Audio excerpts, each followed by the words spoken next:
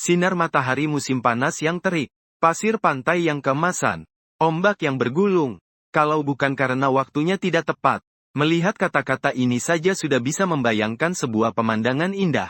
Tapi memuntahkan air laut yang pahit dan asin, dengan susah payah bangkit dari air, menggunakan tenaga yang tersisa melangkah di pasir basah yang lembut menuju pantai. Bagaimana bisa tiba-tiba jatuh ke kondisi seperti ini? Melihat pantai yang belum tersentuh pembangunan, hati ini campur aduk dengan berbagai perasaan. Kisah ini harus dimulai dari setengah jam yang lalu. Sang pria yang menjadi sopir taksi daring paruh waktu, saat bekerja menabrak portal dunia lain yang menerobos lampu merah. Saat itu pandangannya menjadi gelap.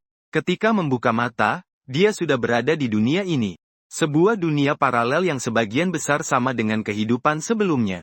Hidup kembali setelah mati. Kebanyakan orang mungkin akan merasa beruntung. Namun pria itu merasa lebih baik jika tetap gelap saja. Karena di dunia ini dia juga tidak bisa hidup lama. Tubuh aslinya adalah kru kapal ikan samudra jauh. Turun ke laut bersama kapal untuk menangkap ikan. Namun pada fajar hari itu, tiba-tiba muncul lapisan kabut tipis di sekitar kapal. Awalnya tidak ada yang peduli dengan kabut ini. Hingga kabut semakin tebal, mewarnai sekitar menjadi putih bersih. Barulah seluruh awak kapal menyadari, mereka bertemu kabut laut. Sejenis cuaca buruk yang dikenal sebagai pembunuh di laut. Orang-orang di kapal belum pernah mengalami situasi seperti ini. Dalam sekejap menjadi kacau balau. Kehilangan akal sehat. Bahkan kapten yang paling berpengalaman sekalipun. Juga karena panik. Kehilangan kemampuan mengambil keputusan. Setelah serangkaian tindakan sembrono, kapal nelayan tanpa sengaja menyimpang dari jalur. Menabrak karang. Kemudian mulai bocor dan tenggelam. Sang tokoh utama berjuang mengayuh air laut. Setelah tersedak beberapa kali, akhirnya berhasil berjuang meninggalkan lokasi kecelakaan. Dalam kepanikan ia terus berenang mengikuti arus laut. Hingga kelelahan. Saat ia sudah tenang dan sadar kembali, ia sudah terbawa arus ke dekat pulau ini. Datang ke bawah pohon kelapa dan dengan tenang melepas bajunya. Memeras air lalu memakainya kembali. Sejujurnya ia merasa kehilangan kemampuan berpikir. Pikirannya sangat kacau. Ada penyebab kelelahan. Juga ketakutan terdampar di pulau terpencil. Lebih dari itu ada keputusasaan akan masa depan. Dalam dunia ini ia adalah titik awal yang standar. Latar belakang pria utama, orang tuanya, meninggal karena kecelakaan saat dia SMA. Dia juga putus sekolah pada waktu itu. Setelah diperkenalkan oleh kerabat, dan dikirim ke kapal nelayan, dia terus mencari nafkah di laut. Kabar baiknya adalah, kehidupan laut yang lama memberinya kemampuan dan kebugaran untuk bertahan hidup di alam liar. Kabar buruknya adalah, sejak orang tuanya meninggal, dia menghilang dari pandangan kerabat. Tidak ada yang mengingat atau menghubunginya. Apalagi kemungkinan selamat awak kapal lain sangat kecil. Awak yang menabrak karang setelah bekerja sepanjang malam saat fajar, kebanyakan kembali ke kapal untuk beristirahat. Situasi seperti itu sulit bagi siapapun untuk menyadarinya. Artinya, selain negara yang akan melakukan pencarian setelah kapal nelayan hilang kontak, berdasarkan daftar penumpang, tidak ada yang bisa mengingatnya. Saat dia memikirkan ini, Chen Wen di bawah pohon kelapa, merasa sangat putus asa. Gara-gara lubang ini ada yang main-main seperti ini. Dalam satu hari, pertama tertabrak mobil, lalu mengalami kecelakaan laut, dan akhirnya terdampar di pulau tak berpenghuni. Melihat langit biru yang luas, Chen Wen tak bisa menahan diri untuk mengutuk kasar. Aku bukan orang suci, tapi aku juga tidak pernah melakukan kejahatan yang kejam, kan? Tidak peduli bagaimana aku mati, aku tidak akan mati dengan tenang. Suara pria itu menghilang pergi. Yang membalasnya hanyalah riak ombak, suara ombak yang menghantam pantai, dan suara angin yang berhembus lewat daun. Rasa tak berdaya seperti tinju yang memukul kapas, membuat pria itu kehilangan semangat. Ia terdiam sejenak. Pria itu meraba-raba kantong di bajunya. Tidak ada apa-apa. Kaos berlengan pendek dan celana pendek yang dikenakannya. Celana dalam adalah satu-satunya hubungan pria itu dengan dunia manusia. Lebih baik mati dalam kecelakaan laut. Dengan putus asa, pria itu hampir sampai di ambang kehancuran. Detik berikutnya terdengar tamparan keras. Pria itu menamparkan dirinya sendiri dengan keras. Mengangkat dirinya keluar dari lumpur keputusasaan. Tidak bisa berpikir seperti itu. Terkena mobil. Aku bisa menghindar. Hidup. Kapal kandas. Aku bisa berenang keluar. Itu berarti aku punya keberuntungan besar. Meski tersesat di pulau terpencil, aku pasti bisa menemukan jalan keluar. Aku akan bertahan hidup, pria itu berkata. Matanya berkilau penuh hasrat untuk bertahan hidup. Ia ingin bertahan hidup. Setidaknya, dia tidak boleh mati. Di pulau terpencil di luar negeri seperti ini. Lagi-lagi menamparkan diri sendiri, agar otak tetap jernih. Setelah tenang, mulai menganalisis situasi sekarang dengan bijak. Ini jelas bukan situasi yang pasti mati. Aku masih punya kesempatan terakhir. Karena negara tidak akan meninggalkanku. Menurut kebiasaan, kapal nelayan setiap hari akan berkomunikasi dengan dunia luar, hilang kontak sepanjang hari. Pihak luar pasti sudah memastikan kapal nelayan mengalami kecelakaan. Berdasarkan posisi terakhir, pihak berwenang pasti bisa menemukan lokasi kecelakaan laut kami. Mengirimkan tim pencarian dan penyelamatan. Tempatku tidak jauh dari lokasi kecelakaan. Yang Liu juga terus menuju ke sini. Mungkin bisa menemukan beberapa benda di tepi pantai. Selama aku bisa bertahan beberapa hari. Ketika tim penyelamat datang, buat asap tebal. Pasti bisa ditemukan oleh mereka. Setelah analisis singkat, dengan tenang memaksa diri menerima analisis ini. Kemudian berdiri, menatap lautan yang tak berujung. Mengambil nafas dalam-dalam dengan tenang. Hidup. Setelah tujuan jelas. Saatnya bertindak. Bertahun-tahun pengalaman di laut memberitahu Cheng Wen. Sekarang adalah saat tubuhnya paling bertenaga. Seiring berjalannya waktu, tubuh terus mengalami penurunan energi. Energi yang tersimpan. Kelaparan pun perlahan datang menghampiri. Saat itu tenaga dan kemauannya akan melemah. Tenaga dan kemauan tak akan seperti sekarang ini. Harus segera bergegas dengan tenang. Berpikir untuk cepat berjalan menuju pantai. Dia harus pergi ke pinggir laut dan mencoba peruntungan. Melihat apakah bisa menemukan beberapa barang yang terbawa arus. Sesuai dugaan Cheng Wen. Di pantai memang ada beberapa barang yang terdampar. Saat itu air pasang perlahan surut. Banyak benda dari peradaban manusia. Tiba-tiba muncul di pantai. Ini sepertinya serpihan tubuh kapal. Cheng Wen dengan lembut menendang. Barang di depannya adalah selembar besi kecil sebesar telapak tangan. Barang ini kalau diolah bisa dipakai sebagai pisau. Mengambil besi itu, Cheng Wen menyentuh tepi yang tajam. Berpikir untuk berjalan lebih cepat. Di depan dia menemukan sebuah tas ransel. Ini tasnya Xiao Sun. Xiao Sun, seperti Cheng Wen, berhenti sekolah dan bekerja di kapal. Mereka berdua tinggal di satu kabin. Saat kecelakaan terjadi, Xiao Sun sedang beristirahat di kabin kapal. Sedangkan kamar mereka menghadap langsung ke terumbu karang. Diam sejenak, Cheng Wen mengangkat tas ransel itu. Setelah membuka ransel, barang-barang di dalamnya membuat ekspresi tenang sedikit lebih rileks. 3 botol Pepsi dan 2 bungkus besar ceker ayam pedas asam. Makanan dan air semuanya adalah kesukaan Xiao Sun. Tapi kamu tiap kali bawa Pepsi, apakah kamu keberatan dengan Coca-Cola? Sudut bibir yang tenang terseret sedikit. Namun tak bisa tersenyum. Matanya penuh dengan kesedihan yang mendalam. Jika dibandingkan dengan saudara-saudara di ruang kapal, sebenarnya dia masih terhitung beruntung. Setidaknya dia masih bisa bernapas. Bisa merasakan sedih dan bahagia. Dengan ringan menggelengkan kepala. Mengusir pikiran yang mengganggu dari benaknya. Dia terus mencari di sela-sela ransel itu. Di kompartemen terbuka di sisi. Dia menemukan barang yang familiar. Bukankah ini hiasan yang aku beli waktu pulang terakhir kali? Dia mengambil barang itu. Meletakkannya di telapak tangan. Ini adalah mahkota buatan proyek. Memberikan kesan yang sangat kuno. Waktu itu dia langsung menyukai mainan kecil ini. Bargain dengan penjual selama cukup lama. Akhirnya membelinya seharga 100 yuan.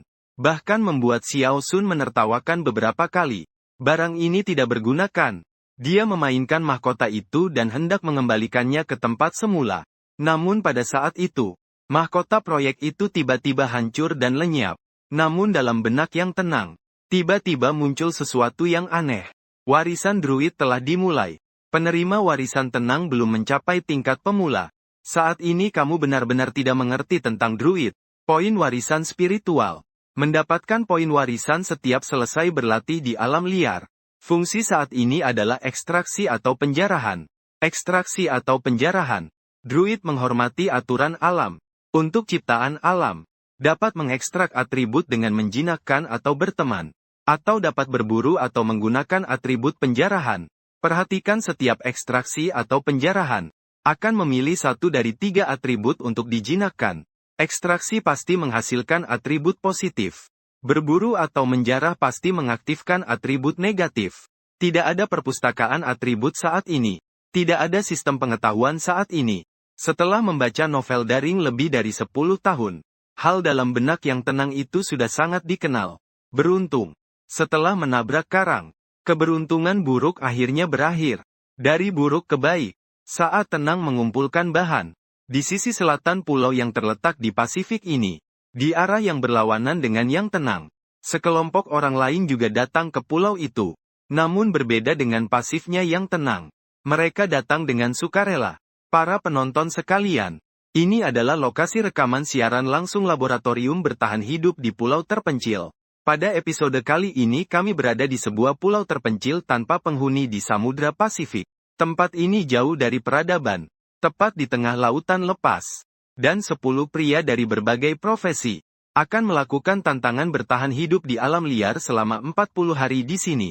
Sementara itu, di koordinat yang hampir sama, 10 wanita juga akan melakukan tantangan bertahan hidup di sebuah pulau terpencil dengan sumber daya yang hampir sama. Kali ini kita akan membuktikan melalui eksperimen. Apakah orang modern memiliki kemampuan untuk bertahan hidup di alam liar? Sekarang siaran langsung dimulai. Para peserta, silakan maju untuk tantangan. Saat suara pembawa acara mengakhiri kalimatnya, berbagai komentar berderet sempat tersendat sejenak. Karena jumlah penonton siaran langsung ini sangat banyak. Meskipun pihak produksi menambah 2 jalur siaran, tetap terasa kurang memadai. Detik berikutnya di layar utama siaran langsung muncul 10 pria asal Cina. Mereka memiliki usia yang berbeda-beda, dan penampilan yang beragam. Halo semuanya, kami adalah anggota kelompok pria. Seorang pria parubaya dengan wajah merah berseri-seri berbicara, sambil melambaikan tangan ke kamera. Seorang pemuda di belakang menunjukkan ekspresi meremehkan. Belum mulai saja sudah seperti ini. Orang tua ini menganggap dirinya sebagai pemimpin. Teman muda di sampingnya dengan cemas menarik lengannya. Dia tidak mendengar. Pemuda itu terkikik, lalu melanjutkan. Kalau punya kemampuan bertahan hidup, itu lain cerita. Lihat saja perut birnya itu. Hehe, menggelengkan kepala. Pemuda itu tidak melanjutkan pembicaraan. Tapi adegan ini terekam oleh kamera. Dipimpin oleh pria parubaya itu. Kelompok pria mulai sesi memperkenalkan diri. Pulau lain. Ini adalah lokasi bertahan hidup kelompok wanita. Setelah mendarat, kelompok wanita juga melakukan perkenalan diri. Tapi dibandingkan dengan kelompok pria, perkenalan kelompok wanita lebih singkat. Dan suasananya juga lebih baik. Zeze sebelum lomba bilang kelompok wanita tidak perlu ikut. Lihat saja suasananya ketika mereka berbicara. Ketidakpuasan kelompok pria sudah sangat jelas. Namun kelompok wanita tampak rukun. Sudah dibilang, para saudari terlahir dengan kemampuan mencintai. Tak ada yang bisa dikatakan. Apakah beberapa pria ini kehilangan akal? Kenapa sejak awal sudah berkonflik internal? Sangat sederhana. Kelompok pria menempatkan konflik mereka secara terbuka. Pemimpin saat ini tidak bisa meyakinkan banyak orang. Untuk kelompok perempuan, saya sulit bicara. Tapi sekarang di mana bisa cari pemimpin yang bisa meyakinkan banyak orang? Menghadapi situasi saat ini, para netizen justru melihatnya dengan sangat jelas. Namun yang mengejutkan netizen adalah, kedua kelompok bertahan hidup itu ternyata tidak segera memulai bertahan hidup. Kelompok pria setelah perkenalan diri mulai membagi-bagi alat, tapi menghabiskan banyak waktu. Kelompok perempuan sambil membagi alat, juga sambil mengobrol. Isi pembicaraan tidak ada hubungannya dengan bertahan hidup, malahan terfokus pada seorang idola yang baru saja sangat populer. Adegan ini membuat para netizen terkejut dan bingung. Bertahan hidup bisa seperti ini ya? Di luar pulau, area tempat tim produksi program eksperimen bertahan hidup di pulau terpencil. Di sini terasa suasana tegang. Sudah ketemu? Sutradara di lokasi, Xiao Yong. Wajahnya serius. Asisten di samping melihat ponsel. Hidungnya penuh keringat halus yang mengucur. Tidak ada pesan sama sekali. Pengawas hewan dan macan hitam di pulau selatan seperti tiba-tiba menghilang. Bagaimana mungkin? Sialan, Xiao Yong mengelus kepala panik sampai kesal. Bagaimana dengan pulau perempuan? Bukankah pulau perempuan tidak ada masalah? Tidak ada masalah. Asisten berkata sambil tanpa sadar melirik ponsel. Tiba-tiba matanya membelalak. Sutradara Xiao, ada kabar apa? Xiao Yong merampas ponsel. Namun yang dia lihat adalah video pengawasan. Dalam video itu, seorang pemuda berdiri di samping kandang besi yang mengurung macan hitam.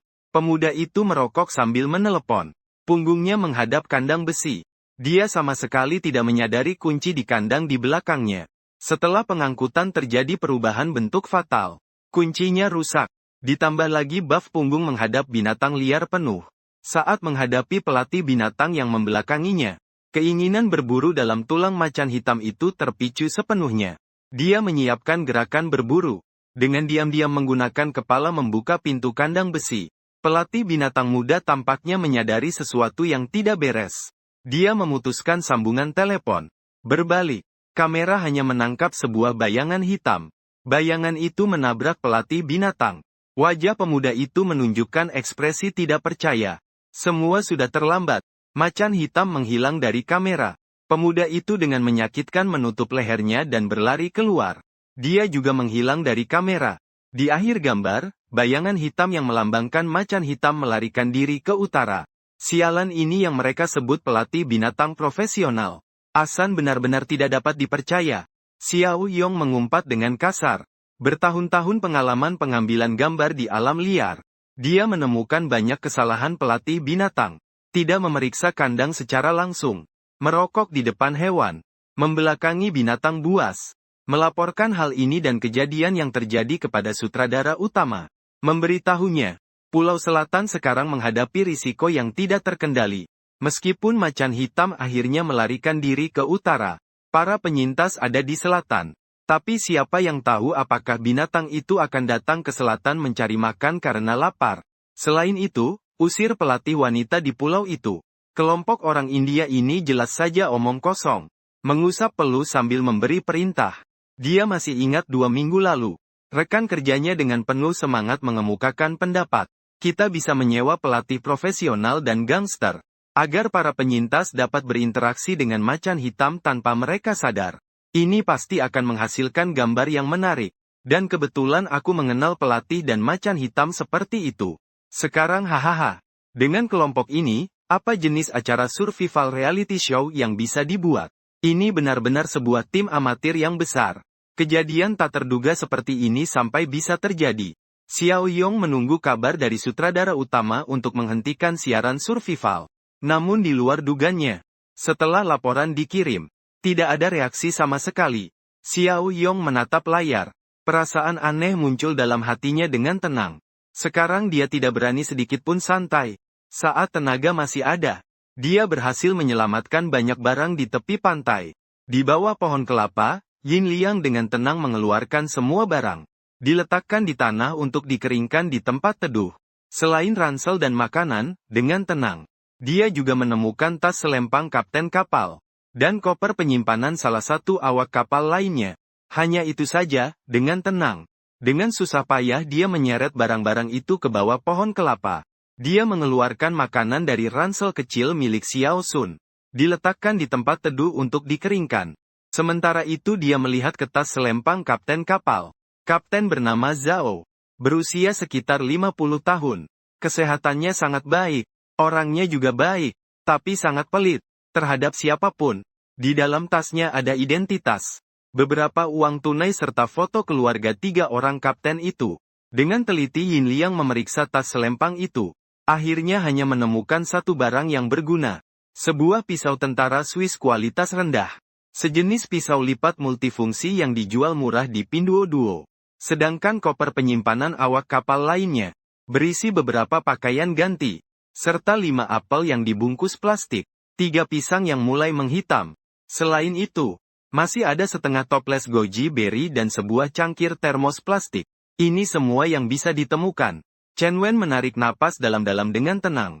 Tekanan di dalam hati berkurang banyak. Ada makanan, juga minuman dan buah-buahan. Setidaknya bisa bertahan beberapa hari, benar. Ada juga sistem. Meski sudah mendapatkan sistem, Chen Wen tidak terlalu memahami tentang itu. Sekarang kebutuhan dasar untuk bertahan hidup sudah terjamin. Chen Wen memutuskan untuk menenangkan diri dan mempelajari lebih dalam. Sepertinya sistem ini berkaitan dengan druid. Chen Wen tidak banyak tahu tentang druid. Sepertinya berhubungan dengan suatu agama di barat. Tapi penyebarannya tampaknya tidak begitu luas. Setidaknya Chen Wen belum pernah benar-benar mempelajarinya. Namun druid sering muncul dalam permainan dan film. Sistem ini pun tidak terkecuali. Untuk makhluk alami, bisa diperoleh melalui ekstraksi yang baik hati.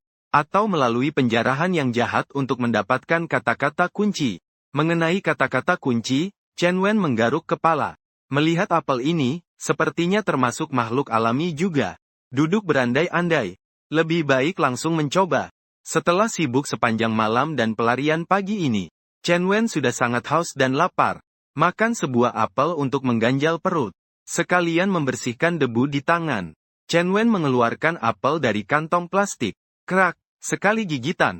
Daging buah berubah menjadi jus yang agak asam saat digigit gigi. Meledak di dalam mulut yang tenang. Dia dengan tenang mengatupkan mata sambil mengunyah perlahan. Mungkin ini apel terenak yang pernah dia makan seumur hidupnya. Krak, 2 gigitan. Dengan rasa puas, dia menutup matanya. Saat dia masih mengunyah setengah jalan, sistem akhirnya memberi reaksi. Melakukan penjarahan terhadap buah apel yang merupakan ciptaan alami. Penjarahan dalam proses dan selesai. Silakan pilih salah satu dari 3 entry berikut. Cacing lambung berwarna ungu. Saat ada parasit dalam tubuh, permukaan kulit akan menunjukkan luka yang jelas. Kehidupan mengalami kelelahan sedang. Catatan. Siapa yang berusaha keras adalah yang berdosa. Ini adalah taktik Apple Nightfall. Terlalu menargetkan apel berwarna hijau tua. Saat kaki dalam kondisi lembab terus-menerus. Atau berendam dalam air untuk waktu yang lama. Lebih mudah terkena infeksi jamur kaki. Dan catatan. Aku tidak bisa bernapas. Saya tidak bisa bernapas. Apel menyukai sinar matahari berwarna hijau. Kamu lebih menyukai sinar matahari. Ketika sinar matahari cukup banyak, penggunaan nutrisi menjadi lebih lambat. Berada lama di bawah sinar matahari, ada kemungkinan kecil mendapatkan energi. Catatan. Sinar matahari sangat bagus. Bukankah begitu? Tapi harus berhati-hati agar tidak terkena sengatan matahari. Apple, mohon membuat pilihan atau menyerah dalam waktu 1 menit. Jika lewat batas waktu, otomatis memilih entry pertama.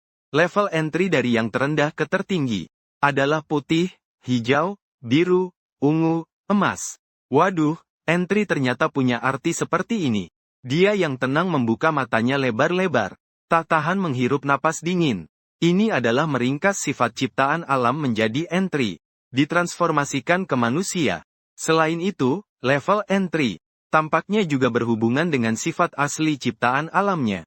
Seperti memberi makan serangga. Daun apel dipenuhi oleh serangga di tempat yang tenang. Di kampung disebut laba-laba merah. Adalah musuh nomor 1 apel.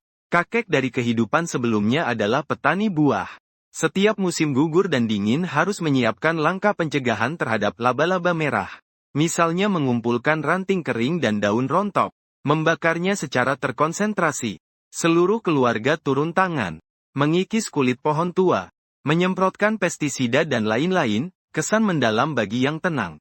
Karena itu, level dari sifat memberi makan serangga pada apel sangat tinggi. Sampai ke warna ungu. Dan banjir akan mempengaruhi akar apel.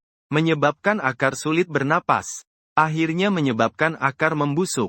Ini adalah fenomena yang terjadi pada sebagian besar pohon buah. Oleh karena itu, tingkat yang muncul relatif rendah.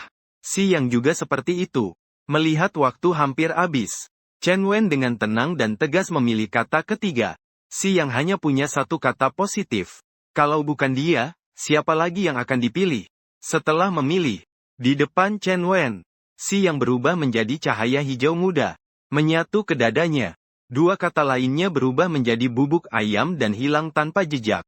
Setelah mendapatkan kata itu, Chen Wen jelas merasakan perbedaan. Awalnya dia duduk di bawah pohon untuk menghindari sinar matahari yang terik. Namun setelah mendapatkan kata itu, dia merasa terdorong untuk berjalan ke bawah sinar matahari. Chen Wen sambil mengunyah apel. Melangkah ke bawah sinar matahari. Pada saat berada di bawah sinar matahari, Chen Wen mengeluarkan suara nyaman. Sangat menyenangkan. Sinar matahari yang terik menyentuh kulit. Walaupun ada sedikit rasa terbakar, namun sel-sel di bawah kulit Chen Wen bersorak, seperti sedang berendam di pemandian air panas. Dan rasa lapar juga berkurang banyak. Entah kenapa entry ini cukup bagus. Setara dengan mendapatkan fotosintesis versi sederhana. Sang narator pria merasa tak bisa tidak terpikirkan. Setelah makan apel itu habis, dia pun kembali menceburkan diri ke dalam yin dan yang. Tak ada alasan lain. Pulau tropis yang terbengkalai panas mataharinya sangat menyengat. Terlalu lama terpapar sinar. Dia pun sulit bertahan. Akan muncul sistem terbakar sinar matahari yang kuat dan sumber daya, yang membuatnya sedikit lebih rileks. Tapi masalahnya tetap ada. Bagaimana cara membuat api, itu masalah yang rumit. Membuat api dengan menggesek kayu, dia pernah menonton banyak video bertahan hidup. Cara membuat api dengan menggesek kayu sangat sulit persyaratannya. Menggesek tongkat kayu dengan tangan sangat sulit. Bisa jadi berjam-jam menggesek tapi api tak kunjung muncul. Jika menggunakan metode busur penggesek, maka dibutuhkan tongkat kayu dan tali sebagai pendukung. Metode lain, dia tidak tahu cara melakukannya. Selain itu, apapun metodenya selalu membutuhkan bahan yang sangat kering untuk bahan api awal. Sangat sulit. Mari lakukan satu persatu. Sekarang mari berkeliling di pinggir hutan dulu. Melihat apakah bisa menemukan sumber air. Sekalian mencari beberapa ranting dan kayu bakar. Dia menggelengkan kepala. Memutuskan untuk melakukannya perlahan. Pulau ini sulit diprediksi. Setelah kelompok pria membagikan persediaan, penyair itu tetap tinggal di tempat sebentar lagi. Sampai seorang pria parubaya yang berperan sebagai pemimpin sementara, berteriak mengajak semua orang untuk menjelajahi pulau. Barulah semua bergerak. Begini saja, kita bagi dua kelompok. Kami 5 orang yang lebih tua masuk ke hutan. Mencari tempat untuk membangun tempat berlindung. Kalau kalian 5 orang muda di luar mencari makanan, pria parubaya itu memerintahkan. Mendengar itu, wajah para pemuda tampak tidak senang. Di luar sangat panas. Mencari makanan di sini seperti penyiksaan. Sedangkan di dalam hutan bukan hanya ada tempat teduh, tapi mencari tempat membangun tempat berlindung juga terlalu mudah. Kesulitan dua tugas itu sama sekali tidak sebanding. 5 pemuda itu tidak berkata apa-apa, tapi menatap tajam ke arah 5 orang di seberang. Wajah pria parubaya yang memimpin sementara menjadi kaku. Di saat suasana memanas dan tegang, seorang pria parubaya yang agak berisi tersenyum dan maju ke depan. Teman-teman, saya rasa kita tidak bisa membagi pekerjaan berdasarkan usia seperti ini. Sebaiknya berdasarkan keahlian masing-masing. Bagaimana kalau begitu? Saya ahli memancing di laut. Saya akan bertanggung jawab mencari makanan di sekitar. Seseorang membuka pembicaraan dan memberikan langkah awal. Orang lain pun mengikuti langkah itu satu persatu. Saya adalah pekerja migran. Tidak takut terik matahari. Saya juga di pinggiran saja. Saya adalah nelayan. Bisa menangkap ikan. Saya juga bertanggung jawab atas makanan. Saya mahasiswa. Belajar pengobatan tradisional Tiongkok. Bagaimana kalau saya cari makanan di dalam hutan? Kita berdua bersama-sama. Saya dari desa. Kenal banyak sayuran liar. Di bawah bimbingan orang parubaya bernama Futai, kelompok pria akhirnya mulai berjalan di jalur yang benar. Nuansa kelompok wanita berubah. Semua duduk bersama. Setelah ngobrol tentang idola selebriti, mulai bicara tentang kosmetik, tapi tidak ada yang memperhatikan soal bertahan hidup selama lebih dari 1 jam. Ada yang tidak tahan lagi. Teman-teman, jangankah kita harus mulai bergerak? Yang bicara seorang wanita yang sangat berwibawa. Alis dan matanya tidak sehalus wanita Jiangnan, tetapi membawa sedikit semangat prajurit. Mendengar itu semua terdiam sejenak. Ada yang bertanya dengan suara pelan, kita harus apa? Ada yang sangat terkejut. Tidak mungkin. Benarkah kita harus bekerja sendiri? Bukankah ini acara variety show? Seseorang mengeluh berkata, wah, hari ini panas terik dan menyengat. Bagaimana bisa bergerak? Wanita pemberani agak bingung. Berjuang untuk hidup. Mencari air, makanan, membuat api, membangun tempat berlindung. Saat tanda tangan kontrak bukankah sudah dikatakan, ini memang untuk kita bertahan hidup di bawah terik matahari. Ini juga dihitung sebagai masalah. Mendengar kata-kata wanita pemberani itu, anggota grup wanita lainnya saling menatap satu sama lain. Ini serius atau main-main? Setelah tenang berkeliling secara kasar di pinggir hutan, dia mendapatkan banyak hasil. Bahan pembuat api didapat. Juga beberapa kayu kering, Tenang. Meletakkan tempurung kelapa kering di tangan dan ranting yang diambil di tanah. Tempurung kelapa ini tua dan kering. Asal dipukul dengan batu hingga menjadi serat. Itu adalah bahan yang sangat baik untuk menyalakan api. Selain itu, sumber air sudah ada, camilan tenang. Di sebelah barat titik pendaratan ditemukan hutan kelapa yang luas. Masih banyak kelapa muda di sana. Sari kelapa yang manis di dalamnya bisa digunakan sebagai sumber air. Pagi tadi sedang surut. Nanti akan mencapai masa air laut pasang surut terendah. Saat itu bisa mengumpulkan beberapa makanan di pantai. Tenang duduk di tanah. Sambil memulihkan tenaga. Sambil memikirkan tindakan selanjutnya. Pepatah lama berkata, perut kenyang, hati tenang. Makanan sangat penting. Tugas utama saya berikutnya adalah menyimpan makanan. Mencari sumber air yang stabil. Mempersiapkan menara sinyal siap dinyalakan kapan saja. Sekarang makan dulu. Mengisi perut dulu. Sekaligus lihat apakah bisa mendapatkan entry kata baru. Sambil berbicara dengan tenang. Memandang ke arah pisang. Apa ya entry kata yang bisa keluar dari benda ini? Mengambil sebatang pisang. Dengan tenang. Mengupas kulit hitamnya. Beruntung. Bagian dalam pisang ini tidak membusuk. Dengan tenang menggigit sebatang pisang. Aroma khas pisang menyebar di dalam mulut. Saat lapar, apapun rasanya seperti makanan lezat di dunia. Sambil merenung, sistem memberi tanda. Melakukan perampasan terhadap benda alam pisang. Perampasan selesai. Silakan pilih salah satu dari 3 entry kata berikut. Belum musim dingin belum. Saat suhu terlalu rendah. Reaksi melambat. Kehidupan melemah dengan jelas. Catatan. Jangan masukkan aku ke dalam kulkas. Apa kamu tidak tahu pisang bisa luka dingin? Pisang besar biru yang meningkatkan batas pertumbuhan ukuran tubuh, catatan. Kamu bilang aku adalah pohon. Tidak.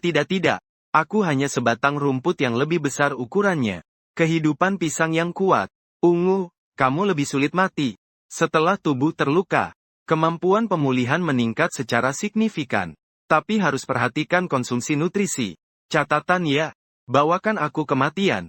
Silakan datang saja. Kecuali pisang terempat. Tolong buat pilihan atau menyerah dalam 1 menit. Jika lewat waktu akan otomatis memilih entry pertama. Hebat, entry ungu tenang. Melihat entry ketiga. Kehidupan kuat. Tak bisa menahan rasa kagum. Entry ini bisa dibilang khusus dibuat untuk yang ingin bertahan hidup. Tidak mudah mati. Meningkatkan kemampuan pemulihan luka. Semua angka. Pesona angka murni. 2 kalimat singkat. Namun jauh lebih menarik dibandingkan dengan tulisan kecil siang. Ini seperti rangkaian gerakan mulus Raven. Namun dihancurkan secara kasar dan sederhana oleh nilai numerik garis besar. Sikap sang Tuhan berubah sedikit. Tanpa ragu-ragu. Memilih kehidupan yang kuat.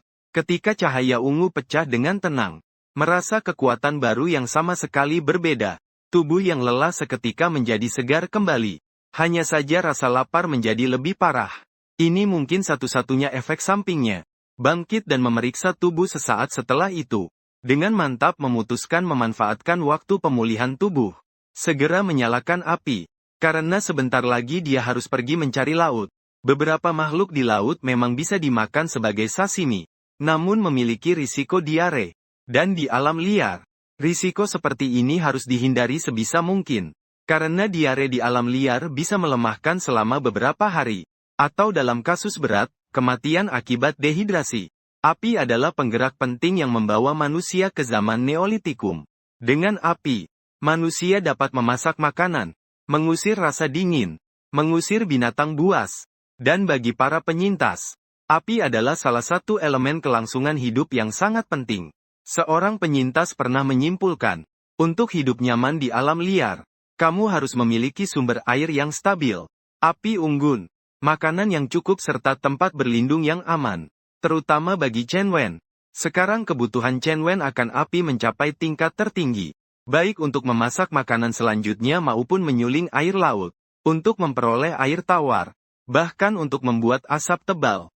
Meminta pertolongan juga membutuhkan api. Namun bagaimana membuat api adalah tantangan besar bagi Chen Wen. Yang harus dia lewati. Aku tahu cara busur dan juga cara gosok tangan. Membuat api dengan menggosok kayu. Cara gosok tangan tidak aku pertimbangkan. Itu terlalu melelahkan. Dan sangat bergantung pada keberuntungan. Chen Wen mengerutkan kening. Berpikir bahwa hanya bisa menggunakan cara busur. Tanpa ragu langsung melakukan. Chen Wen mengambil sepatu yang sedang dijemur di satu sisi. Melepas tali sepatu. Kemudian dia mencari sebatang kayu keras yang melengkung.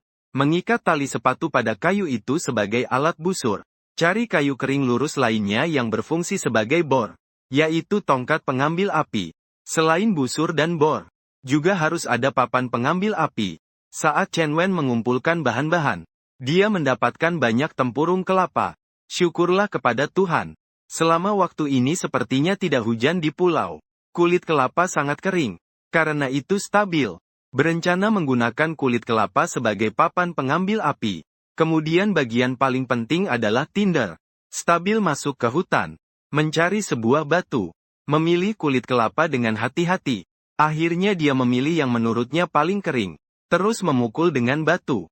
Setelah memecah kulit kelapa yang kering, kulit kelapa berubah menjadi serat yang kering. Seharusnya ini bisa menjadi tinder. Stabil melihat timbunan itu agak kurang percaya diri. Tapi saatnya sudah tiba, hanya bisa mencoba. Setelah mengumpulkan tinder, Stabil melakukan langkah persiapan terakhir. Mengebor lubang di papan pengambil api. Memotong lubang untuk mengeluarkan percikan api. Serta meruncingkan bor. Selain itu, Stabil juga membuat tumpukan api menggunakan kotak kayu dan kulit kelapa. Menyalakan api setelah tinder terbakar. Semua persiapan selesai. Sudah 5 menit berlalu. Lao Zhao Lao Zhao kamu juga tidak tahu. Beli saja pisau tentara Swiss yang lebih bagus. Stabil berkata terengah-engah sambil mengeluh. Dengan tenang, dia mulai membuat api dengan metode menggosok kayu. Dia melepas bajunya. Memperlihatkan bagian atas tubuhnya yang gelap dan kuat. Lalu mengikat bajunya kembali. Tangan kiri melindungi dengan baik. Kemudian memegang sebuah batu di telapak tangan kiri. Menekan tongkat penggosok yang sudah diikat pada busur ke papan penggosok. Dia memegang busur dengan tangan kanan. Mulai memberikan tenaga. Menghembuskan napas berat dengan tenang. Hampir tersedak napas. Alamak, kenapa benda ini susah sekali menggosoknya? Dia tak bisa menahan diri untuk berkata. Tapi walau susah, harus diselesaikan perlahan. Terus menarik busur. Membuat tongkat penggosok berputar. Berjuang selama sekitar 5 menit. Tongkat penggosok akhirnya menjadi jauh lebih halus karena gesekan. Dan dia juga mempercepat kecepatannya. Brit. Bersama dengan gesekan tongkat penggosok, api hitam yang muncul dalam alur semakin banyak. Bersamaan dengan penumpukan api hitam itu, lebih banyak percikan api keluar lewat celah kecil. Jatuh ke serbuk api yang telah dia siapkan dengan teliti. Melihat api mulai menumpuk cukup banyak, dia cepat-cepat mendirikan papan penggosok. Menuangkan semua api yang terkumpul ke dalam serbuk api. Menutup serbuk api itu rapat-rapat. Dia mengangkat api unggun di depan tubuhnya. Meniupnya pelan-pelan. Segera asap mengepul dari tungku. Sang narator mencium bau pembakaran. Menjadi tenang. Menahan hati yang berdebar. Tangan yang gemetar terus meniup. Asap semakin tebal. Bahkan muncul asap kuning. Tapi api yang diinginkan Chen Wen belum muncul. Apa yang terjadi ini? Sang narator merasa cemas, mengernyit dan berpikir. Tiba-tiba dia sadar tangannya mencengkeram api unggun sangat erat. Mungkinkah karena kekurangan oksigen? Sang narator cepat melepaskan genggaman. Hanya menggenggam api unggun dengan beberapa jari. Terus meniup. Sang narator menarik napas dalam-dalam. Meniup perlahan, asap menjadi lebih pekat. Saat sang narator menghabiskan hembusan napas ini, hampir kehilangan kesadaran. Matanya hampir menoleh ke atas. Sang narator seolah mendengar suara nyeri. Detik berikutnya, api jingga melompat keluar dari sela-sela jarinya. Tak peduli rasa panas di jari, sang narator menghirup napas dengan marah. Dengan hati-hati memasukkan api unggun ke dalam api unggun yang sudah disusun. Saat tempurung kelapa di dalam mulai terbakar, kayu kering di luar juga mulai terbakar. Sialan, benar-benar jadi apa yang aku bilang. Aku benar-benar anak takdir. Aku tidak akan mati. Dengan tenang dia tertawa keras. Ini adalah saat dia paling bersemangat setelah menghadapi berbagai kejadian tak terduga berturut-turut. Saat itu adalah momen paling menggembirakan baginya. Api oranye kemerahan itu di mata tenangnya. Seperti roh api yang menari. Membuat hatinya penuh dengan sukacita dan semangat. Api benar-benar adalah sesuatu yang luar biasa. Dia bersyukur dengan penuh perasaan. Memikirkan hal itu, dia juga merasakan perubahan dalam sikapnya. Hati yang sebelumnya putus asa dan runtuh, mulai perlahan pulih karena sekelompok api itu. Sambil memikirkan api kayu kering yang terburu-buru oleh Chen Wen, takut jika api kecil ini padam lagi. Di sisi lain pulau, kelompok pria itu juga sedang hidup. Sebelum mengikuti pelatihan bertahan hidup, mereka semua menerima pelatihan dasar tertentu. Apakah sudah hidup baik? Pemimpin sementara, pria parubaya mengintip dan bertanya. Yang bertanggung jawab menyalakan api adalah seorang pemuda gemuk kecil. Dia berkeringat sambil terus menggosok kayu. Apakah cara ini berhasil? Pemuda pemberontak itu kembali mengutarakan pendapatnya. Bukankah kita sudah belajar metode penggosokan kayu? Menggunakan metode penggosokan kayu itu tidak berhasil. Ini sangat melelahkan sekali. Pria parubaya menggelengkan kepala. Dengan tangan bersedekap berkata, makanya aku bilang kalian ini masih muda. Menggesek kayu untuk membuat api. Itu adalah kebijaksanaan leluhur kita. Kaisar Yan. Beliau dahulu yang mewariskan cara membuat api. Bukankah yang membuat api dengan menggesek kayu adalah Sui Rensi? Seorang mahasiswa yang belajar obat herbal bertanya dengan muram. Begitukah? Pria parubaya terkejut sejenak, namun langsung menggelengkan tangan.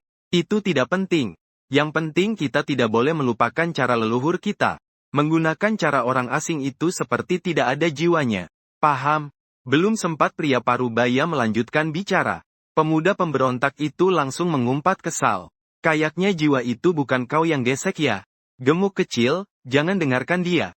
Kerja keras gesek kayu dengan tangan. Takutnya sampai tahun depan nanti juga belum dapat. Mendengar itu, si gemuk kecil berpikir sejenak. Dengan tegas membuang tongkat di tangannya. Hanya dalam waktu sebentar saja. Menggesek sampai kedua tangannya sakit. Masih lebih baik pakai cara umum saja. Melihat itu, pria parubaya. Wajahnya berubah pucat dan biru. Dia ingin marah.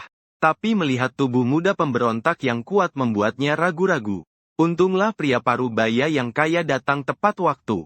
Membiarkan pria parubaya itu membantu memeriksa bagaimana mengolah ikan yang ditangkap. Kemudian menenangkan pemuda itu beberapa kata. Barulah suasana menjadi agak mereda. Bertahan hidup juga bisa dilanjutkan. Konflik di kelompok pria sangat intens. Utamanya adalah pria gemuk berminyak itu. Banyak yang sok tahu tapi tidak paham. Cepat turunkan orang itu. Dia di sini hanya efek samping saja. Ngomong-ngomong tadi ada helikopter terbang dari dalam pulau. Apa yang sedang mereka lakukan? Mungkin memberi perlengkapan. Kalau tidak dengan kondisi fisik orang sekarang, siapa yang bisa bertahan hidup di pulau seperti ini? Kelompok wanita juga bergerak, tapi hanya memindahkan tempat ngobrol. Dari titik pendaratan ke dalam hutan di luar pulau. Apa maksudnya tidak berhenti? Xiao Yong mengulang kata-kata sutradara utama. Sebuah rasa dingin naik dari tulang punggung. Perasaan aneh itu menjadi kenyataan. Suara sutradara utama di telepon masih terus semangat. Jangan terlalu bersemangat. Tim penyelamat sudah bilang. Harimau hitam itu kemungkinan besar pergi ke hutan hujan di utara. Orang kita terkonsentrasi di selatan. Bagaimana bisa tiba-tiba pergi ke hutan hujan di utara? Apakah bahaya tidak terlalu besar? Selain itu, aku juga meminta ahli dan pelatih binatang dari pihak Asan untuk menganalisis sebentar. Macan kumbang hitam ini sebelumnya selalu dipelihara di lingkungan hutan hujan. Sekarang dia pasti akan pergi ke medan yang paling dikenalnya. Kamu jangan terlalu memikirkannya. Mendengar itu, Xiao Yong menjadi gelisah. Tapi tidak ada yang bisa dicoba. Sutradara utama berkata dengan nada datar. Xiao Yong, kamu tahu betapa tingginya rating dan perhatian acara kita ini, kan? Sekarang jika kita hentikan, itu berarti aku akan mengecewakan sponsor berikutnya. Investor. Mereka akan setuju. Jangan terlalu naif. Xiao Yong terdiam. Kerjakan dengan baik. Jangan sampai ada masalah di luar rencana. Setelah syuting kali ini, aku akan memberimu cuti. Ingat untuk cek kartu gajimu. Beli 2 pakaian untuk istrimu yang cantik. Sutradara utama mengatakan itu. Tanpa menunggu jawaban Xiao Yong. Langsung memutuskan telepon. Sial, Xiao Yong mengumpat. Wajahnya berubah-ubah antara marah dan gelisah. Tapi akhirnya dia menggelengkan kepala. Duduk di kursi. Untung saat memilih tempat bertahan hidup dulu memilih arah selatan. Kalau tidak, ketemu macan kumbang ini. Bahkan kalau ada 10 pria lengkap dengan alat, mungkin beberapa juga akan terluka. Bagaimanapun menghadapi pemangsa. Reaksi pertama kebanyakan manusia adalah ketakutan. Yang bisa ingat untuk melawan sangat sedikit. Dengan tenang api di sini berkobar-kobar. Tidak menunjukkan tanda-tanda kendur sedikit pun. Setelah beristirahat sebentar dengan tenang, memutuskan untuk pergi mengumpulkan hasil laut saat air surut. Biasanya waktu mengumpulkan hasil laut saat air surut. Surut besar lebih baik lagi. Karena saat surut besar air surutnya sangat cepat. Air surut cukup jauh. Banyak kerang dan udang. Bahkan beberapa jenis ikan akan terdampar di pantai oleh laut. Di daerah pemukiman manusia pesisir, makhluk-makhluk ini biasanya diambil oleh para nelayan, dijual, atau dikumpulkan menjadi sepiring hidangan seafood. Meskipun dia seorang nelayan, tapi dia belum pernah mengumpulkan hasil laut saat air surut. Memancing di laut dalam, bisa sekali tangkap semua, atau memancing bersama-sama. Mengumpulkan hasil laut saat air surut efisiensinya relatif rendah. Mengambil tas tangan kapten yang kosong, sekaligus membawa pakaian kru kapal. Dengan tenang mulai berjalan menuju pantai. Sinar matahari yang panas membakar punggungnya sampai terasa sakit. Namun terus-menerus memberikan rasa nyaman kepada Cheng Wen. Bahkan sesekali memberinya energi tambahan untuk kekuatan. Benar-benar rasa sakit tapi juga bahagia. Cheng Wen tiba di tepi pantai. Membasahi pakaian awak kapal. Membungkus kepala dan leher yang terbuka. Dia tidak ingin terbakar oleh matahari yang terik ini. Setelah siap, Cheng Wen mulai mencari makanan di sepanjang pantai. Yaitu berburu di laut saat air surut. Namun yang mengejutkan Cheng Wen, benda-benda di pantai tidak terlalu banyak. Banyak yang hanya kerang sebesar kuku jari. Tidak ada yang besar seperti abalon atau lobster. Setidaknya ada gurita sedikit. Atau ubur-ubur, semacam itulah. Mengapa semuanya hanya kerang saja? Cheng Wen menatap dengan mata melebar. Takut dirinya melewatkan sesuatu. Tapi sangat disayangkan. Selain kerang sebesar kuku jari, hanya ada keong kecil. Bahkan siput mata kucing yang sering terlihat di video juga tidak ada. Sial, tidak mungkin seberuntung ini kan? Cheng Wen tidak mau menyerah. Tak bisa menahan diri, melangkah beberapa langkah menuju air laut. Mencoba melihat apakah ada mangsa di dalam air laut. Setelah melangkah beberapa langkah, tiba-tiba ada sesuatu berwarna gelap yang melintas di depan mata Cheng Wen. Di dalam busa yang memutih, benda itu sangat mencolok. Sang narator dengan suara pria berkata dengan tenang. Dia tak sempat melihat jelas benda itu. Langsung melangkah dan menginjaknya. Dengan getaran yang terasa dari sol sepatu. Dia tahu dia akhirnya mulai bertindak. Menunggu air pasang surut. Dia membungkuk, perlahan menggeser kaki dengan hati-hati, lalu cepat menggunakan tangannya menekan pisau tentara Swiss ke atasnya. Melihat dengan seksama, sesuatu yang aneh muncul di pandangannya. Setelah melihat benda itu dengan jelas, di wajahnya muncul senyuman penuh sukacita. Benda ini tak banyak dagingnya, namun memiliki banyak keistimewaan. Yang dasar, misalnya, mampu berenang dengan sangat cepat, bergerak dengan lincah luar biasa. Misalnya kemampuan mengenali warna, dan sepasang kaki yang sedikit unik. Manusia bisa melihat 3 warna dasar, dan berdasarkan 3 warna itu membayangkan warna lain yang lebih banyak. Sedangkan makhluk ini benar-benar hebat. Dia bisa melihat lebih dari 10 warna, dan kakinya yang ganas sangat menakutkan. Sangat mudah baginya untuk menghancurkan akuarium kaca dengan satu pukulan. Misalnya yang agak berlebihan. Kalau manusia memiliki kemampuan seperti makhluk ini, menggunakan kemampuan berjalan di permukaan air, pada dasarnya bisa melempar satelit buatan ke orbit bumi dari tanah. Begitu luar biasanya. Serius deh. Kalau sistemnya utuh begitu saja, membuatku mendapat kemampuan pukulan kepiting mantis. Bro, ngapain lagi harus hidup? Mending langsung jadi biksu, oke. Sayangnya sistem tidak akan melakukan itu. Setelah pengamatan awal yang tenang, karakteristik konversi sistem, istilahnya versi manusia, jauh berbeda dari versi asli.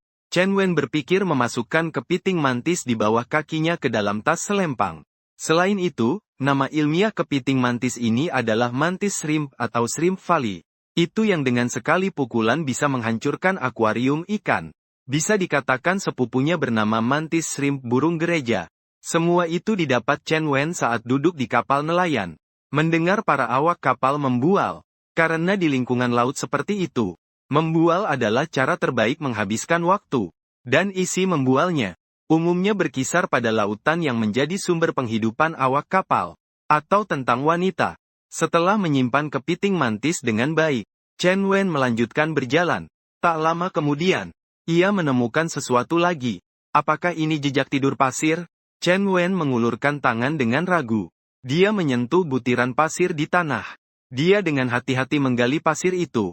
Sebuah kerang laut yang unik muncul di hadapannya. Kerang mata kucing juga disebut kerang mata kucing. Sering muncul di banyak video mencari hewan laut. Cukup populer juga. Karena benda ini sangat unik. Dengan menekan lembut, bisa mengeluarkan banyak air, dia mencoba menekan dengan tenang. Tapi tidak keluar apa-apa. Tidak ada air yang keluar. Bahkan hampir terkena cakaran kerang mata kucing. Tepi yang tajam melukai tangannya, susah diatasi. Diam saja dan lanjut cari yang berikutnya. Setelah kerang mata kucing mengeluarkan air sendiri dengan tenang, dia dengan lesu meletakkannya di dalam tas kecil. Sekitar 20 menit. Dengan tenang. Dia khawatir api unggun akan padam. Maka dengan cepat menghentikan kegiatan mencari hewan laut. Kembali ke bawah pohon kelapa di titik pendaratan. Dengan tenang. Dia melempar tas kecil yang agak berat ke tanah. Hasil mencari hewan laut kali ini tidak terlalu banyak. Tapi juga tidak sedikit. Di pulau ini yang tanpa campur tangan manusia. Sumber daya perikanan masih sangat melimpah. Bahkan bagi orang seperti dia yang belum pernah mencari hewan laut. Bahkan hanya punya pisau Swiss Army kualitas rendah sebagai alat pemula. Masih bisa mendapat hasil yang cukup baik. Hasil kali ini didominasi oleh kerang mata kucing. Jangan-jangan ini adalah masa kawin mereka, Chen Wen. Menambahkan beberapa kayu bakar. Membuat api semakin menyala. Lalu dia meletakkan 7 siput mata kucing yang dia temukan di tumpukan api. Di pinggirnya mulai memanggang. 2 ekor udang mantis ditusuk oleh Chen Wen. Selain itu Chen Wen juga menemukan banyak kerang bulu. Kerang bulu itu juga dibakar oleh Chen Wen. Diletakkan di tepi tumpukan api untuk dipanggang. Seiring suhu yang meningkat, siput mata kucing berbuih dan mendidih. Itu adalah sisa air laut. Mencapai titik didih. Mulai menguap. Warna udang mantis menjadi menggoda. Dan mulai mengeluarkan aroma harum. Kerang bulu membuka cangkang yang tertutup rapat. Dari celahnya samar-samar terlihat daging merah di dalamnya. Chen Wen menelan ludah. Sekalian mengambil pisang untuk mengisi cairan tubuh. Setelah makan pisang, Chen Wen menyadari sistem tidak memunculkan opsi memilih entry. Ini membuat Chen Wen terkejut. Apakah hal ini juga bisa membuat sistem crash? Tapi segera Chen Wen menemukan sesuatu yang aneh. Panel sistem mengalami perubahan. Entry sudah diaktifkan. Hijau penyuka matahari. Kehidupan yang kuat. Entry ungu celana. Kehidupan hijau yang kuat di bawah sinar matahari. Ungu hanya berubah di 2 posisi ini. Di bawahnya ada beberapa baris tulisan lagi. Lokasi latihan alam liar kali ini adalah pulau tropis. Alam ciptaan yang sudah dijarah kali ini adalah apel dan pisang. Alam ciptaan yang sudah diambil kali ini belum ada catatan.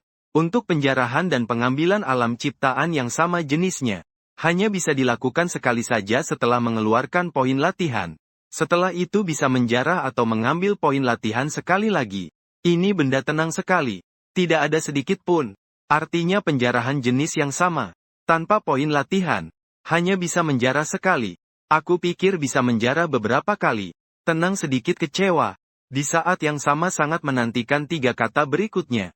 Mata kucing, mantis laut, kerang bulu. Apa kata yang bisa didapat dari ketiga itu ya?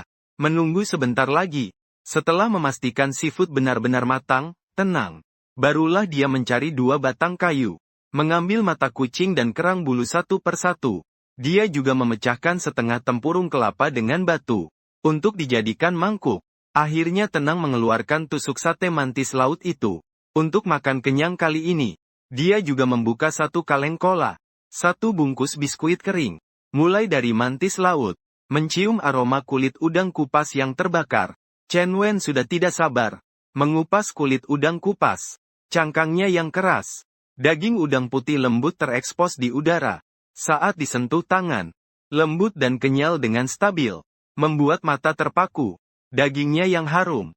Ada juga entry. Siapapun dewa pelindung yang memberkati stabilitas ini. Dengan ibu jari mendorong daging udang kupas keluar. Mendekatkan ke mulut. Menghisap daging udang yang lezat. Langsung memenuhi rongga mulut. Manis segar, dalam pikirannya hanya tersisa 1 kata. Meski profesinya nelayan. Stabil tidak sering makan seafood. Di kapal, sebagian besar waktu, dia dan kru lainnya makan makanan kemasan dan roti bakar. Kadang makan seafood juga yang murah meriah. Bahkan kapten kapal pun tidak terkecuali. Seperti udang kupas besar segar ini. Ini pertama kalinya dia makan. Cepat-cepat menghabiskan sisa daging udang. Di dalam pikirannya sistem mulai berfungsi. Melakukan penjarahan terhadap ciptaan alam, udang mantis. Penjarahan selesai dengan sempurna. Silakan pilih salah satu dari 3 entry berikut. Tubuh berwarna hijau kebiruan. Kamu akan terbawa arus di laut. Catatan mengapung-mengapung. Kebanggaan dan kenakalanku. Jangan biarkan aku terhanyut ke dalam kukusan manusia. Udang mantis berganti kulit berwarna biru. Kamu bisa memilih untuk berganti kulit secara aktif. Setelah berganti kulit luka akan sembuh. Ukuran tubuh bertambah. Catatan, kata khusus hanya bisa berganti kulit 3 kali. Setelah 3 kali kata tersebut menjadi tidak berlaku. Catatan. Sebagai udang dewasa, kamu tidak boleh berpakaian seperti anak kecil. Pengendara sejati udang mantis berwarna ungu. Kamu dapat dengan sangat cepat melayangkan pukulan. Hampir semua makhluk tidak bisa bereaksi terhadap pukulan ini. Catatan, kata aktif membutuhkan waktu pemulihan 1 jam setiap kali digunakan. Untuk menghindari serangan ini, selain menghilang sempurna, aku tidak bisa memikirkan cara lain. Udang mantis, silakan buat pilihan dalam 1 menit atau menyerah. Jika lewat waktu, pilihan pertama akan dipilih secara otomatis. Hal baru. Melihat kata dengan tenang. Mata menjadi cerah. Setelah kata seperti ingatan, dia menemukan jenis kata baru. Kata terbatas. Kata aktif, seperti namanya. Kata terbatas memiliki jumlah penggunaan terbatas. Setelah memicu entry aktif secara sadar dan melakukan pemikiran sederhana, Chen Wen memilih formasi tangan spiritual sebagai langkah awal. Benda ini seharusnya adalah semacam manifestasi pada tubuh manusia, ya. Dengan tenang dia merasakan kemampuan entry baru itu. Namun tak lama ekspresi tenangnya mulai berubah sedikit demi sedikit. Tidak benar. Kenapa entry ini cuma memperkuat kecepatan, tapi tidak memperkuat lengan dan tinju? Jika pukulan ini mengenai benda yang lebih keras dari tinju, bisa jadi musuh terluka 800. Tapi dirinya sendiri malah cedera 1000. Chen Wen terkejut dan bingung. Padahal entry ungu ini tampak paling hebat, namun memiliki kekurangan sebesar ini. Apakah sistem bisa diganti? Kita manusia biasa ada aturan pengembalian tanpa alasan selama 7 hari. Kalau kamu bukan manusia itu salahmu. Namun kamu menggunakan standar manusia. Bisakah pengembalian tanpa alasan dalam 1 menit? Sistem tidak memberikan respon sama sekali. Sialan ini benar-benar mengecewakan. Pil besar-besar yang terbatas 3 kali pakai. Aku sudah menyerah. Tapi kamu bilang pilihan ini adalah entry yang merugikan kedua belah pihak. Kamu tidak mau mengembalikannya juga. Chen Wen jadi merasa seperti pedagang licik. Seketika rasa daging udang di mulut pun tidak ada nikmatnya lagi. Tapi pepatah mengatakan dengan baik. Sudah terpilih juga. Dan benda ini juga bukan tidak berguna. Anggap saja ini sebagai keterampilan ledakan pertempuran jarak dekat. Harus membidik dengan lebih tepat. Kalau tidak, 1 pukulan ke batu mungkin langsung membuat tulang patah. Menghabiskan udang mantis. Tenang membidik bekicot bercelah. Mengincar daging bekicot yang kenyal. 1 tusukan 1 sentakan. Sebongkah besar daging bekicot masuk ke tangan yang tenang. Tenang melihat ke kiri dan kanan. Juga tidak tahu mana yang bisa dimakan. Mana yang tidak bisa dimakan, sudahlah. Perasaan dalam. Meneguk abis dengan tenang. Mata setengah terpejam. 1 gigitan menelan daging bekicot. Mengunyah sesaat. Meludah pasir dengan suara, peh-peh-peh. Rasanya cukup kompleks. Dengan susah payah menelan daging bekicot. Ekspresi tenang sangat menggugah pikiran. Mungkin memakan bagian yang tidak seharusnya dimakan. Rasanya aneh. Ditambah tidak membuat bekicot mengeluarkan pasir. Merusak sensasi rasa secara serius. Tapi bagaimanapun juga, bisa dimakan dan rasanya lumayan. Melakukan penjajahan pada ciptaan alam yaitu bekicot bercelah. Penjajahan dalam penjajahan selesai. Silakan pilih salah satu dari 3 istilah berikut. Ungu lambat. Saat beraktivitas di daratan. Gerakan menjadi sangat lambat. Reaksi sangat lambat. Catatan mengapa bisa begitu lambat. Mata kucing tampak berwarna alami. Kamu tidak menyukai sinar matahari. Berada di bawah sinar matahari dalam waktu lama. Tubuh akan perlahan kehilangan energi. Catatan tentang mata kucing yang terpapar sinar matahari, daftar ular gigi biru tingkatkan kemampuan makan. Kamu bisa menggunakan lidah untuk membedakan makanan di mulut apakah bisa dimakan. PS kata kerja aktif. Setiap kali digunakan menghabiskan banyak energi mental. Catatan. Tirai air mata-mata kucing diubah. Silakan buat pilihan atau menyerah dalam 1 menit. Jika lewat batas waktu akan otomatis memilih kata pertama. Tenang tanpa ragu. Langsung memilih satu-satunya sifat positif yaitu ular gigi. Namun untuk penjelasan tentang ular gigi, tenang agak sulit mengerti. Memperkuat kemampuan makan. Lidah membedakan makanan apakah bisa dimakan. Tenang. Melihat mata kucing siput. Terbersit ide berani di hati. Dia mengambil mata kucing siput yang lain. Menggunakan pisau mengeluarkan daging siput. Setelah mempersiapkan mental, tenang menutup mata dan menelan. Aktifkan kata sifat. Pikiran tenang sekejap muncul. Detik berikutnya, sebuah perasaan aneh muncul di dalam hati yang tenang. Lidahnya seolah memiliki kesadaran. Dengan sengaja menyaring lumpur dan pasir yang tidak bisa dimakan. Setelah meludahkan lumpur dan pasir, dia mulai mengunyah. Disertai dengan mengunyah. Bagian-bagian yang bisa menyebabkan reaksi buruk setelah dimakan. Semua disaring oleh lidah sang tenang. Sungguh menakjubkan. Dia menelan daging mentah itu. Wajahnya penuh dengan ketidakpercayaan. Namun cepat-cepat rasa lelah muncul dari dalam hatinya yang tenang. Efek samping datang. Dia segera menutup entry tersebut. Setelah merasakan efek sampingnya, dia menggelengkan kepala. Tak heran itu adalah strip magnet biru. Barang ini mengonsumsi energi mental yang cukup besar. Mengaktifkannya di siang hari sangat tidak menguntungkan. Namun jika digunakan di malam hari, efek sampingnya bisa diminimalkan. Bahkan bisa membantu tidur. Sambil berkata, dia tak bisa menahan menguap. Efek samping dari barang ini adalah kelelahan yang perlahan menumpuk. Dia kira-kira memperkirakan, mengaktifkan secara aktif selama 10 menit. Hampir setara dengan begadang bermain game. Dalam tingkat kelelahan seperti pukul 2 atau 3 pagi. Kalau sampai 15 menit mungkin itu seperti begadang semalam suntuk. Strip magnetik biru yang standar. Setelah memberikan penilaian yang tenang dan sederhana pada entry kata tersebut, dia dengan tenang mengalihkan pandangannya ke jenis makanan terakhir. Kerang bulu setelah dipanggang. Cangkang kerang bulu yang tertutup rapat sudah terbuka. Daging yang agak kemerahan di dalamnya sudah terekspos ke udara. Apa mungkin benda ini memiliki entry kata? Chen Wen berpikir untuk membuka daging kerang bulu itu dengan pisau. Langsung ditelan sekaligus. Rasanya cukup segar dan manis. Dengan inisiatif membuka entry kata. Setelah menjilat lidah, dia meludahkan bagian yang tidak bisa dimakan. Sedangkan bagian yang bisa dimakan setelah dikunyah. Mengeluarkan rasa segar dan manis yang kuat. Tidak heran orang bilang seafood harus dimakan segar. Benda ini, meski tanpa banyak bumbu, rasanya sudah sangat nikmat. Ketika dia menilai kerang bulu dan rasanya, sistem mulai melakukan penjarahan. Melakukan penjarahan pada makhluk alam kerang bulu. Penjarahan sedang berlangsung, penjarahan selesai. Silakan pilih salah satu dari 3 entry kata berikut. Malas biru. Kamu sangat malas. Kamu tidak suka mengambil tindakan secara proaktif. Catatan. Kerang bulu memanas. Biru. Ketika suhu meningkat, hasrat berkembang meningkat. Kemampuan berkembang meningkat. Catatan ya, hari-hari di musim panas banyak hal indah terjadi. Aku suka musim ini. Otot penutup kerang berkembang putih. Saat kau memeluk dada dengan kedua lenganmu. Memperkuat otot lengan. Catatan. Tambahkan kamu kerang. Silakan buat pilihan dalam 1 menit atau menyerah. Lewat waktu akan otomatis memilih entry pertama. Entry ini cukup memberikan ketenangan. Melihat entry positif berwarna biru. Tak tahan menggelengkan kepala. Benda ini biasanya wajib dipilih. Tapi di pulau terpencil ini memilihnya benar-benar tidak berguna. Hanya bisa memilih otot penutup putih. Sudah berkembang.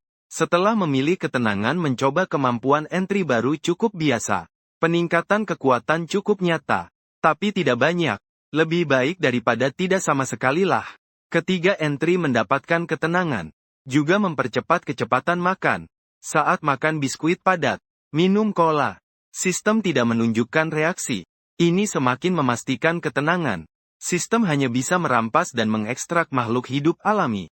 Segala sesuatu yang dibuat oleh manusia tidak termasuk di dalamnya.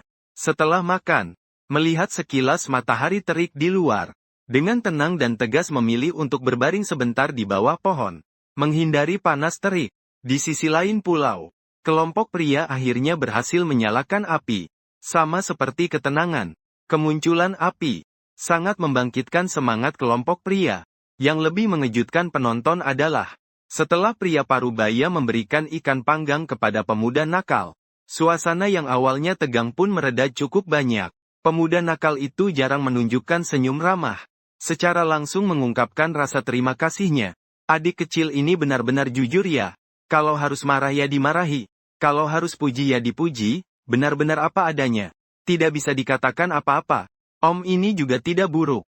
Menyadari kesalahan dan memperbaikinya. Setelah konflik terselesaikan, progres bertahan hidup kelompok pria mulai melonjak tajam.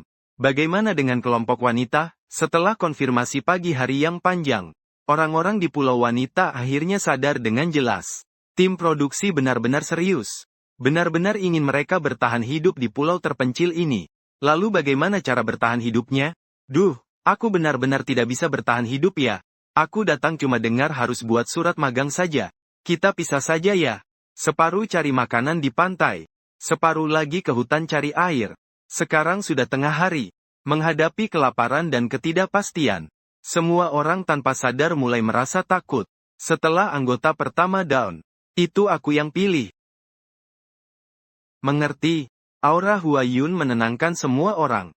Misalnya dengan usulan pisah pasukan secara gegabah. Tapi untungnya grup wanita bukan semuanya tanpa pengalaman. Huayun dengan tatapan berani maju ke depan. Jangan panik. Jangan takut juga. Hanya 2 kalimat sederhana. Membuat semua orang langsung serius. Huayun menoleh ke semua orang. Dengan suara dingin berkata, sekarang aku berencana membagi tim kita jadi 2 kelompok kecil. 4 orang bangun tempat berlindung di lahan terbuka 50 meter di utara. Aku sudah survei awal tadi. Lahan itu sangat cocok untuk membangun tempat berlindung. Pilihan terbaik saat ini. 5 orang lain ikut aku ke hutan cari makanan. Aku punya pengalaman berburu. Busur recurve dan pedang di perlengkapan. Netizen juga bisa mengerti maksudnya. Kakak ini sangat keren ya. Huayun agak memiliki gaya Hua Mulan. Dalam sekejap mengendalikan seluruh situasi. Yang paling sulit didapatkan adalah saat orang lain sedang mengobrol dan santai. Huayun sendiri menjelajahi hutan sekitar. Kalau kelompok perempuan bisa mengikuti irama Huayun, efisiensinya tidak kalah dengan kelompok laki-laki. Tapi tak ada yang menyangka, saat Huayun berencana membagi kelompok, terdengar suara yang tidak harmonis. Dengan apa kamu memerintah? Kamu ingin mengendalikan pikiran kami kah? Mendengar itu netizen menjadi gelap mata. Bukan siapa yang memintanya ikut. Kenapa acara ini ada orang seperti itu? Ini benar-benar mengganggu jejak perempuan. Urusan di Pulau Wanita sementara tidak dibahas. Setelah tenang tidur sebentar di sini, semangatnya menjadi lebih baik. Sore ini mau ngapain ya? Duduk di depan api, tenang merapikan api unggun. Berbagai pikiran terus melintas di kepala. Lanjut berburu di pantai cari makan. Dapat entry. Atau jelajahi sekeliling dulu. Atau siapkan perlengkapan untuk minta tolong. Tapi sudah mikir lama. Sementara itu, aku belum memikirkan sesuatu yang sangat mendesak untuk dilakukan. Makan juga tidak terburu-buru. Makanan masih ada sekarang. Besok siang bisa lanjut mencari makanan di pantai lagi. Menjelajahi sekitar tetap tidak ingin membuang tenaga sia-sia. Barang untuk meminta pertolongan. Di sini sudah ada barang-barang itu, aku melihat tumpukan tempurung kelapa dan ranting yang masih segar di satu sisi. Kalau ada yang datang mencari dan menyelamatkan, menaruh barang-barang ini di sana, pasti bisa membakar asap tebal. Kalau tidak, pergi mencari kelapa saja. Aku melihat kelapa, ya. Tiba-tiba teringat, air itu sumber kehidupan.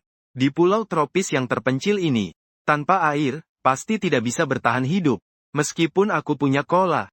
Namun minuman ini jelas kalah dibandingkan air tawar. Ambil beberapa kelapa saja. Untuk menambah pasokan air. Aku memutuskan untuk itu. Sementara itu, di sisi lain pulau, ketika kami menjelajahi hutan, kami menemukan hutan kelapa yang luas di pantai sebelah barat laut. Anggota tim pria yang bertanggung jawab untuk menjelajah keluar pulau, mengatakan hasil penjelajahan mereka, hingga saat ini belum menemukan air tawar. Tapi begitu banyak kelapa ini seharusnya bisa bertahan dalam waktu yang lama. Setelah diskusi, kelompok pria sepakat membuat keputusan. Memetik kelapa. 3 orang tinggal berjaga. 7 orang yang tersisa semuanya pergi ke hutan kelapa untuk memetik kelapa. Setelah Cheng Wen menambah semangat di sini, dia mengeluarkan koper kulitnya. Menyeret koper itu menuju hutan kelapa. Arus Cheng Wen. Tempat dia mendarat berada sedikit ke timur pantai utara pulau. Dia menemukan hutan kelapa di arah barat daya. Ini adalah hutan kelapa yang sangat luas. Hampir memenuhi bagian barat laut pulau. Cheng Wen tidak berniat masuk lebih dalam. Dia memutuskan untuk menembus hutan di dalam pulau. Di tepi hutan kelapa, memetik beberapa kelapa. Sebelum memasuki hutan, Cheng Wen mencari tongkat lurus sebagai penopang tangan. Di pulau tropis yang dipenuhi semak seperti ini, tongkat penopang menjadi perlengkapan penting untuk masuk ke hutan. Setelah siap, Cheng Wen mulai melangkah ke dalam hutan. Namun belum berjalan beberapa langkah, wajah Cheng Wen mulai berubah sedikit. Nyamuk menyertai Cheng Wen. Melewati semak-semak, banyak nyamuk terbangun karena kehadirannya. Mereka mengeluarkan suara dengungan sayap. Suaranya menggelegar. Ah, menjijikkan, kata Cheng Wen. Meludahkan nyamuk yang masuk ke dalam mulutnya. Menutup mulutnya. Ternyata lupa tentang nyamuk itu. Sambil tenang dalam hati berkata, hutan basah dan hangat di pulau tropis. Bisa dibilang tempat yang sempurna untuk berkembang biak nyamuk. Untuk menghindari kontak dengan nyamuk-nyamuk ini sangat mudah. Tapi dia tidak terlalu ingin buru-buru begitu. Bagaimana kalau jalan memutar? Dia berpikir sambil merencanakan rute baru di kepala. Tapi tak lama dia pun menyerah pada ide jalan memutar. Karena jalan memutar akan membuatnya berjalan lebih jauh. Dan harus melewati ujung kering di barat laut pulau. Dalam ketidakpastian kapan pertolongan datang, dia harus menghemat energi semaksimal mungkin. Hanya bisa memakai cara itu. Dia menunjukkan ekspresi yang tegas. Mencari sesuatu di sekeliling. Beberapa saat kemudian, dengan dengungan di telinga, dia sampai di tanah berlumpur yang lembek. Melihat lumpur hitam pekat itu, dia mengeratkan giginya dan mengambil segenggam lumpur dengan tangan. Setelah membangun mental, dia mengoleskannya ke lengan yang terbuka. Chen Wen tidak bisa menahan rasa ingin muntah. Karena bau apak khas lumpur menumpuk itu memenuhi lubang hidungnya. Singkatnya bau tak sedap. Terlalu menyiksa, tenang saja. Menemukan suka dalam derita. Segera menutupi kulit yang terbuka dengan lumpur. Tak lama kemudian, versi stabil, kembali ke leluhur, resmi diluncurkan. Stabil yang berubah menjadi manusia tanah liat, mempercepat langkahnya. Seekor nyamuk hinggap di tubuh stabil. Dia bisa mencium aroma yang menariknya itu. Naluri memberitahunya. Selama ia merangkak naik dan mengeluarkan napas, mengisapnya akan mendapatkan energi reproduksi. Namun saat dia mengeluarkan napasnya, bak seorang ahli bedah ulung menusuk tubuh lawan. Tanah liat yang tebal diam-diam menghalanginya. Nyamuk kaget. Tanah liat itu bisa berjalan. Melihat nyamuk yang terbang seolah melihat hantu, stabil tersenyum. Katanya memang bagus sering nonton film dokumenter. Lihat, bukankah ini buktinya? Stabil pernah menonton dokumenter tentang suku di hutan hujan Amazon. Orang-orang di sana untuk menghindari gigitan nyamuk, biasanya menutupi seluruh tubuh dengan tanah liat. Bahkan mereka membuat pola aneh di tubuh menggunakan cat. Saat itu stabil mengingat hal tersebut. Tak disangka bisa dipakai sekarang. Setelah mengatasi nyamuk, stabil mempercepat langkahnya. 7 anggota kelompok pria dari hutan kelapa di sebelah selatan melangkah maju dengan bekas gigitan nyamuk di tubuh mereka. Banyak nyamuk. Beberapa orang mengerutkan dahi mereka, menutupi mulut dan hidung. Takut nyamuk masuk ke dalam. Bersabarlah dulu. Benar-benar tak tahan. Melepas bajunya. Membungkus kepala. Seseorang mengusulkan ide ini. Tak ada cara lainkah? Ada yang tak sabar berkata. Tapi yang menjawabnya hanyalah keheningan demi bertahan hidup. Sungguh sangat sulit. Semua orang merasa dalam hati. Kelompok wanita Huayun bersama 2 orang yang bersedia mengikutinya resmi keluar dari kelompok. Sejak saat itu kelompok wanita terbagi 2. Setelah Huayun memastikan medan pulau, dia membawa 2 orang ke sisi barat daya pulau. Kita akan menetap di lahan kosong ini. Kalian pergi cari beberapa kayu bakar. Nanti buat api. Saya akan cari makanan. Setelah membagi tugas, Huayun membawa busur melengkung menuju hutan. Dengan tenang dia sampai di bawah pohon kelapa. Sungguh tinggi, dengan tenang. Melihat kelapa di atas kepala. Tak tahan untuk sedikit menyipitkan mata. Sekilas dilihat, pohon kelapa di pulau ini rata-rata setinggi sekitar 15 meter. Artinya untuk memetik kelapa segar, dengan tenang, minimal harus memanjat setara 4-5 lantai. Jadi Gao Chenwen bisa memanjat pohon. Tapi ini pertama kalinya dia memanjat setinggi ini. Harusnya kita coba lempar dengan batu. Lihat apakah bisa dijatuhkan. Gao Chenwen menunduk dan berencana mencari beberapa batu di tanah. Tetapi dia segera menemukan sesuatu di bawah pohon kelapa. Apakah kelapa-kelapa ini jatuh karena angin? Gao Chenwen mengambil satu kelapa, lalu menggoyangkannya dekat telinga 2 kali. Ada air di dalamnya, wajahnya berseri. Kalau kelapa-kelapa ini bisa diminum, maka tidak perlu lagi memanjat pohon. Gao Chenwen mencari batu dengan ujung yang runcing, lalu memeluk kelapa dan memukulnya ke batu. Dengan suara buntut, cangkang kelapa yang keras mulai penyok. Gao Chenwen mengeluarkan pisau tentara Swiss, lalu mencongkel beberapa kali di bagian penyok itu. Tidak lama kemudian, muncul sebuah lubang kecil di cangkang kelapa. Gao Chenwen membawa lubang kecil itu ke bibirnya, menengadahkan kepala dan meminum.